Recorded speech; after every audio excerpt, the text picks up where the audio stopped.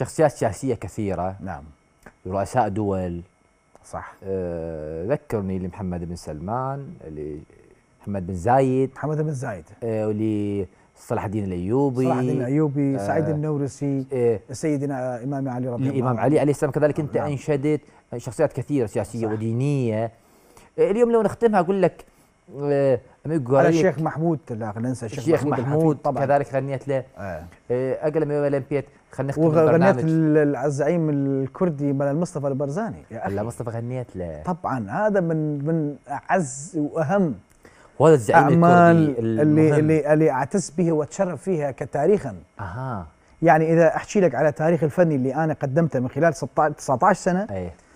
أهم وأقوى وأعز عمل عندي هو هذا العمل. ولا مصطفى زعيم كردي كبير طبعاً. معروف بالعراق وبالعالم. وطبعا